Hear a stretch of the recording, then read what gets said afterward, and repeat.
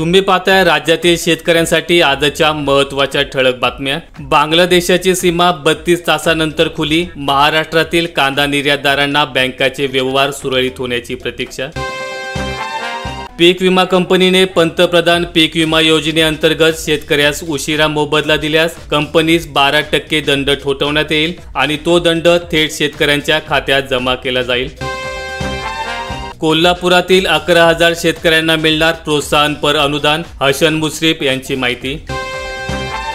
Drone फवारणीमुळे वेळ, पाणी, औषध आणि पैशांची बचत। बोदवड परिसरात एकरी 300 रुपये भाडे।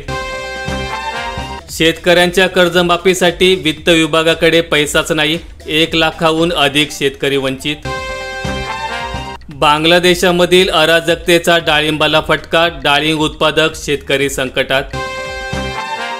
वैनगंगा नळगंगा प्रकल्पास मान्यता, 4.25 लाख क्षेत्राचे सिंचन होणार। शेतकरी आत्महत्याग्रस्त जिल्ह्यांमध्ये मोठ्या प्रमाणावर सिंचन। बदलत्या परिस्थितीत शेतीला कसणार कोण, बळीराजाने गुडघे टेकले। युवा वर्गाने फिरवली शेतीकडे पाठ, कृषी प्रधान देशात शहरीकरणाचा नाद। तीर्थदर्शन योजना अद्याप कागदावरच, ज्येष्ठ नागरिकांना पोर्टलची प्रतीक्षा। नोंदणी करायची तयारी कुठे? मोसंबी लागवडीकडे शेतकऱ्यांचा कल, समाधानकारक पाऊस झाल्याने आशा पल्लवीत। कलम बांधणीचे तंत्र केले अवगत। खरीप व रब्बी हंगामातील शेतकऱ्यांना 31 ऑगस्ट पूर्वी मिळणार पीक विमा। खरीपातील 55 कोटी तर रब्बीतील 119 कोटींची रक्कम मिळणार। 33,000 शेतकऱ्यांच्या खात्यात पीक विम्याचे 12 कोटी रुपये जमा। 30,009 शेतकऱ्यांनी नोंदवली नाही तक्रार। 1085 एकरातील नुकसानीचे पंचनामे पूर्ण, अतिवृष्टीमुळे नुकसान वाढीची शक्यता। पंचनामे पूर्ण होण्यास लागणार वेळ। ज्वारीची शासन खरेदी 17 कोटींचे चुकारे केव्हा, वाढीव टार्गेट। खरेदीला 31 ऑगस्ट पर्यंत मुदतवाढ। दुधाळ जनावरांना डासांचा चावा, दूध उत्पादनामध्ये घट।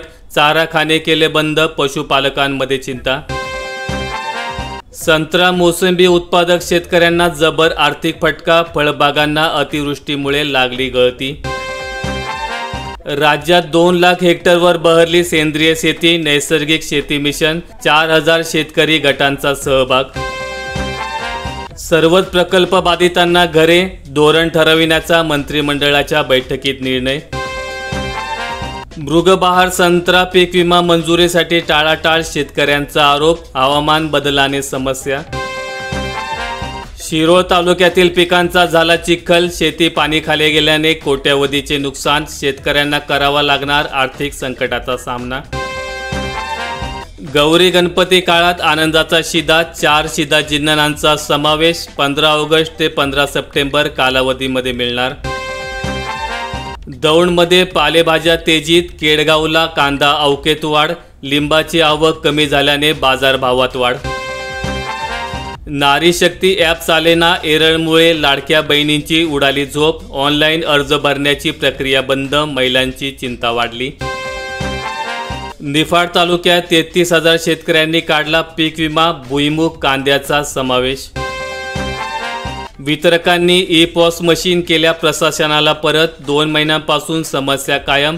ग्राहकांच्या रोषाला जावे लागते समोर, प्रशासनाची केवळ बघ्याची भूमिका।